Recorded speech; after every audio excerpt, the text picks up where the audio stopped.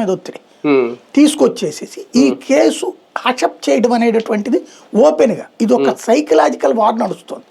న్యాయ వ్యవస్థ ఎందుకని ఇంతవరకు జోక్యం చేసుకోలేదంటే అందుకే చేసుకోలేదు.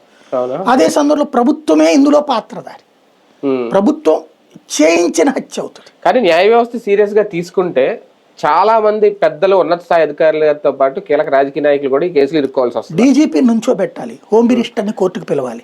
ఎందుకు అంటే ఈ వ్యవహారానికి సంబంధించినంత వరకు డీజీపీ కీలక బాధ్యత అవుతాడు. ఎలాగా కమాండ్ కంట్రోల్ రూమ్ ఆయన అధీనంలో ఉంటుంది. అవును.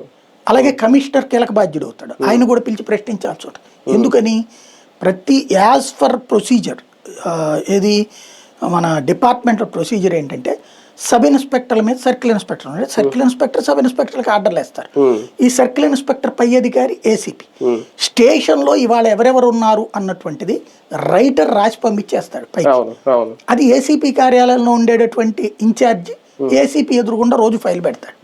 ఏసీపీ ఈ ఫైల్ పట్టుకుని రోజుకోసారో 2 రోజులకోసారో వాళ్ళు ఎన్ని రోజులకు పెట్టుకున్నారో మనకు తెలియదు. ఇదివరకు అయితే నాకు తెలిసి రోజు ఉండేది అట్లాంటిది రివ్యూ మీటింగ్, నేను పనిచేసిన రోజులు. ఇప్పుడు ఎట్లా ఉందో తెలియదు. సిపి దగ్గరికి వెళ్తారు. అప్పట్లో ఫోన్ కాన్ఫరెన్స్ జరిగేది, వీక్లీ వన్స్ మీటింగ్ పెట్టేవాళ్ళు సిపి. నేను ఫీల్డ్లో ఉన్న రోజులు. ఇప్పుడు పోనీ 1 వీక్ అనుకుందాం. 1 వీక్ అయినప్పుడు ఈ వీక్లో వీడిని తెచ్చాం, వీడిని అఫీషియల్గా చూపించాం, వీడిని బయట బాతున్నాం, ఇవి లిస్ట్